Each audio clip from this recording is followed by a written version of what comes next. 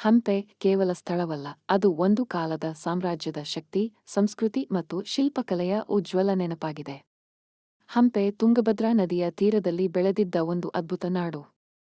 ಇಲ್ಲಿ ರಾಮಾಯಣ ಕಾಲದಲ್ಲೇ ವಾನರ ರಾಜ ವಾಲಿ ಹಾಗೂ ಸುಗ್ರೀವನ ನಡೆಯಿತೆಂಬ ನಂಬಿಕೆಯಿದೆ. ಆದರೆ ಇತಿಹಾಸದಲ್ಲಿ ಈ ಊರು ತನ್ನ ಹೆಸರನ್ನು ಪಡೆದದ್ದು ವಿಜಯನಗರ ಸಾಮ್ರಾಜ್ಯ ಹುಟ್ಟಿದಾಗ.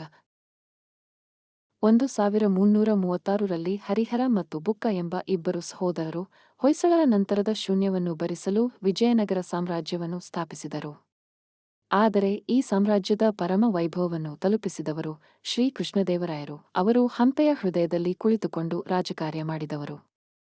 ತಮ್ಮ ಕಾಲದಲ್ಲಿ ಹಂಪೆ ಭಾರತದಲ್ಲಿ ಅತಿ ಶ್ರೀಮಂತ ಮತ್ತು ಸಂಸ್ಕೃತಿಪೂರ್ಣ ನಗರವಾಯಿತು.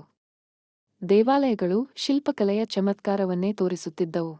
ಪೋರ್ಚುಗೀಸ್ ಪ್ರವಾಸಿಗರು ಹಂಪೆ ಬಗ್ಗೆ ಕಣ್ಮರೆ ಆಗದಂತೆ ಬರೆದಿದ್ದಾರೆ. ಇಷ್ಟು ಶ್ರೇಷ್ಠ ನಗರ ನಾವು ಯಾವುದೂ ನೋಡಿಲ್ಲ ಎಂದು ಬರೆದಿದ್ದರು ಅವರು. ಅವರು ನೋಡಿದ್ದು ಆ ಮಹಾ ಮಾರುಕಟ್ಟೆ